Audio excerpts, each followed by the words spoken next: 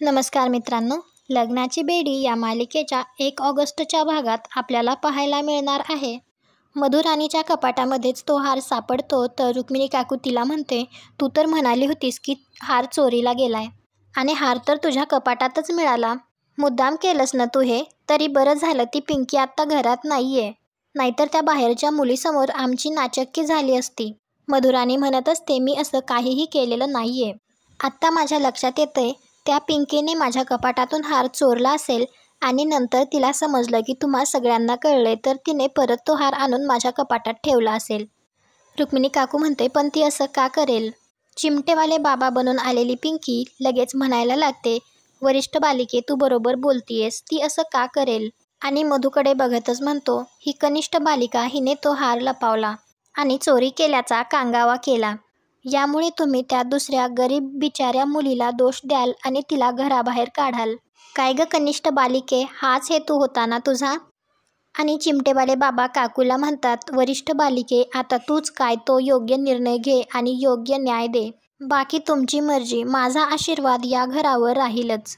आता मी निघतो, माझे भक्तजन माझी वाट बघत असतील. बाबा जायला लागतात तर रुक्मिणी काकू त्यांना थांबवते आणि त्यांना म्हणते, तुम्ही आज आमचे डोळे उघडले, तुमचे हे उपकार आम्ही कधीही विसरणार नाही. तुमच्यामुळे आज सत्य बाहेर आलं, आता मी योग्य तो न्याय करणार. रुक्मिणी काकू मधुराणीला म्हणते, तुला पिंकीची माफी मागावी लागेल, तुझ्याकडून चूक घडलीये आणि बाबांचे पाय धरून सुद्धा माफी मागावी लागेल, तरच योग्य तो न्याय होईल. मधुराणी पाय धरून बाबांची माफी मागते तर बाबा तिला म्हणतात, माझी माफी मागू नकोस, तुला माफी मागायचीच असेल तर तू त्या व्यक्तीची माग ज्या व्यक्तीची तू गुन्हेगार आहेस. काकूसुद्धा म्हणत असते, हो राणी, तुला पिंकीची माफी मागावीच लागेल. तर मधुराणी म्हणते, हो मागते ना मी माफी, कुठे आहे तुमची पिंकी? तर बाबा लगेच म्हणतात, मी इथे असल्यानंतर पिंकी इथे येऊच शकत नाही. हे ऐकून तर बाकीच्यांना काही कळतच नाही तर रुक्मिणी काकू लगेच विचारते, काय?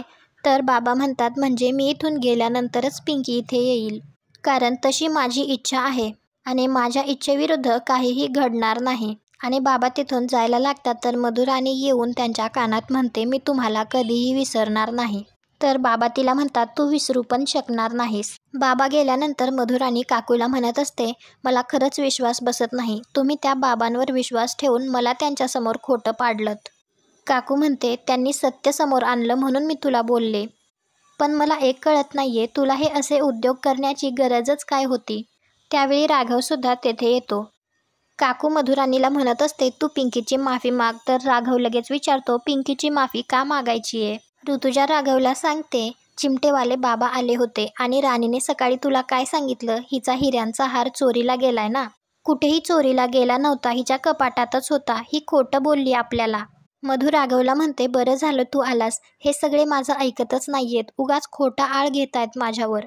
मी तुला सांगते काय झालं. त्या पिंकीने माझ्या रूममधून माझा नेकलेस चोरला आणि जेव्हा सगळ्यांनी तिच्यावर संशय घेतला तेव्हा ती घाबरली. मग तिने पुन्हा जाऊन माझ्याच रूममध्ये माझाच हार ठेवला. तर ऋतुजा तिला म्हणते, मग बाबा काय खोटं बोलत होते का? तर मधू म्हणते, हो खोटंच बोलत होते, कारण ते बाबा नाही तर भोंदू बाबा होते, भोंदू बाबा. रेश्मा राणीला म्हणते, राणी वहिनी तुम्ही खोटं बोलताय. राणी म्हणत असते, मी का खोटं बोलेल? तर रुक्मिणी काकू म्हणते, बाबांनी सिद्ध केलंय ते. राघव त्यांना विचारतो, कोण बाबा? कुठला बाबा आहे हा? ऋतुजा त्याला म्हणते, चिमटेवाले बाबा, ते अंतर्यामी आहेत. राघवने घरात येताना त्यांना पाहिलेलं असतं. मधुराणी राघवला म्हणत असते, तू तरी बोल काही. तर काकू त्याला म्हणते, तू मध्ये पडू नकोस. आणि ती मधुराणीला पिंकीची माफी मागायला सांगते. तर मधू म्हणते, ठीक आहे मी मागते माफी, कुठे आहे ती पिंकी? तर तेवढ्यातच पिंकी तेथे येते. तर मधुराणी तिला लांबूनच म्हणत असते, पिंकी माझं चुकलं, मला माफ कर. परंतु नंतर ती पिंकीचे पाय धरते आणि तिची माफी मागते. तर पिंकी तिला उठवून फिल्मी स्टाईलमध्येच म्हणत असते, ऐसी छोटी छोटी बातें होती रहती है, आओ गले लग जाओ, आणि तिला मिठी मारते. आणि तिथून जात असताना पिंकी म्हणत असते, जैसे ज्याचे कर्म तैसे फळ देतो रे ईश्वर. त्यावेळी राघव मनात विचार करत असतो की पिंकी मला माहिती आहे हे सगळं तूच केलंयस. इकडे राघव फोनवर म्हणत असतो, एकदा DNA रिपोर्ट्स आले की कृष्णाच सिंधू आहे ही गोष्ट पुराव्यासकट सिद्ध होईल. माझ्या सगळ्या प्रश्नांची उत्तरं मिळतील मला आणि DNA रिपोर्ट्स बघितल्यानंतर तिच्या चेहऱ्यावरचे एक्सप्रेशन्स सगळं सांगतील. राघव फोनवर बोलत असताना पिंकी हे सगळं मागून ऐकते. त्यानंतर एक व्यक्ती घरी DNA रिपोर्ट्स घेऊन आलेला असतो, तर मधू त्याच्याकडनं ते रिपोर्ट्स घेते. त्यावेळी पिंकी मनात विचार करते, याचाच अर्थ त्यांना एखादी अशी गोष्ट भेटली आहे जी प्रूव्ह करू शकेल की कृष्णाच सिंधू आहे. आता मधुराणीला ते रिपोर्ट्स वाचण्यापासून कसं थांबवायचं याचाच विचार पिंकी करत असते. मधुराणी ते रिपोर्ट्स काढून बघणारच असते, तेवढ्यातच पिंकी तेथे येऊन तिच्या हातातील रिपोर्ट्स घेते आणि ते रिपोर्ट्स ती मधुराणीला देतच नाही. तर मधुराणी तिला रिपोर्ट्स दे म्हणत असते, ते राघवचे आहेत, माझ्याकडे दे. तर पिंकी तिला म्हणते, मग तुला कशाला हवे आहेत? आणि पिंकी तिला जादू दाखवते असं म्हणून ते रिपोर्ट्स फाडते आणि ते कागद पाण्याच्या जगमध्ये टाकते. मधू तिला म्हणत असते, हे काय केलंस तू? आता मी राघवला काय उत्तर देऊ?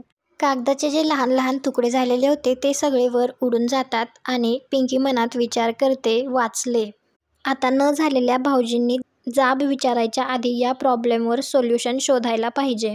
मधुराणी पिंकीला म्हणत असते, हे काय केलंयस तू? तुला कळतंय का? तर पिंकी तिला म्हणत असते, जादू. मधू तिला म्हणते, उगाच आगाऊपणे उत्तरं देऊ नकोस. तर पिंकी म्हणते, ट्रूथ, सत्य, खरं खरं बोलतीये मी. मधू तिला म्हणते, तो खूप इम्पॉर्टंट पेपर होता, मला आत्ताच्या आत्ता तो पेपर परत हवाय, दे. कुठे लपवलायस तू? आत्ताच्या आत्ता तो पेपर परत कर. तर पिंकी म्हणते, आता त्या पेपरचे तुकडे कसे करायचे ही जादू मी शिकले, पण त्या तुकड्यांपासून परत पेपर कसा बनवायचा हे नाही शिकले. म्हणजे गुरुजी मला शिकवत होते, पण एक्साइटमेंटमध्ये मी अर्धवटच जादू शिकले. नेक्स्ट टाईम शिकून घेईन. आणि तो पेपर इम्पॉर्टंट होता हे कुठं सांगितलं तू मला? तू सांगितलं असतंस तर मी दुसरा पेपर मागितला असता ना. डोकं तुझं फिरलंय, माझं नाही. या सगळ्यात माझी काय चूक आहे? मधू तिला म्हणते, किती खोटं बोलतेस तू? मी तुला सांगितलं होतं तो इम्पॉर्टंट पेपर आहे आणि तो पेपर मी तुला नाही दिला, तू माझ्या हातातून खेचलास.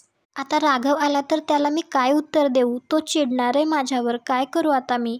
तेवढ्यातच राघव तेथे येतो आणि तो मधूला विचारतो, माझ्यासाठी एक कुरिअर आलं होतं, मला कुरिअरवाल्याचा फोन आला होता, कुठे आहे ते? तर पिंकी राघवला म्हणते, आलं होतं तुमचं कुरिअर, पण मला जादू दाखवायची होती ना. या मधुराणीनं काय केलं माहितीये का?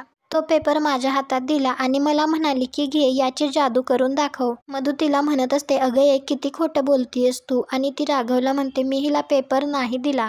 तर राघव मधूला म्हणतो, तू ते कुरिअर घेतलंस ही चांगली गोष्ट आहे, पण ते का उघडलंस तू? कोणाच्या परमिशनने ते उघडलंस तू? त्यात इम्पॉर्टंट डॉक्युमेंट्स असतात, तुला माहिती आहे ना. पिंकी राघवला म्हणते, तो पेपर तुमचा आहे हे जर मला आधीच माहिती असतं तर मी दुसरा पेपर मागितला असता तिच्याकडे. मधू तिला म्हणत असते, तू माझ्या हातातून तो पेपर खेचलास. तर राघव पिंकीला म्हणतो, दरवेळेस मध्ये मध्ये बोलण्याची गरज नाहीये, जादू झाली असेल तर तो पेपर मला परत दे. कुठे आहे पेपर? तर पिंकी ते खालचे तुकडे दाखवतच राघवला म्हणते, हे काय पेपरचे तुकडे? आणि आजचा भाग इथेच संपतो. पुढील भागात आपल्याला पाहायला मिळणार आहे. मधुराणी राघवला म्हणत असते, आपण असताना आई डिप्रेशनमध्ये नाही जाणार. तर राघव म्हणतो, आई परत येण्याच्या आधीच मी कृष्णाला शोधून घरी घेऊन येणार आहे. त्यानंतर राघव पिंकीला म्हणत असतो, सत्य लपवण्याचा कितीही प्रयत्न केलास तरी ते एक ना एक दिवस बाहेर येणारच आहे. आणि राहिला प्रश्न DNA रिपोर्ट्सचा, तर तू जे केलंस त्याने काहीही उपयोग झालेला नाहीये, कारण मी ऑलरेडी रिपोर्ट्सची दुसरी कॉपी मागवली आहे आणि त्या रिपोर्ट्सची दुसरी कॉपी राघवच्या हातात असते. तर कृष्णा तिथे येऊन राघवच्या हातातून ती कॉपी घेते. तुम्हाला हा भाग आवडला असेल तर व्हिडिओला लाईक करा. पुढे काय होईल हे पाहण्यासाठी आपल्या मराठी मालिका या चॅनलला सबस्क्राईब करा. भेटू उद्याच्या भागात.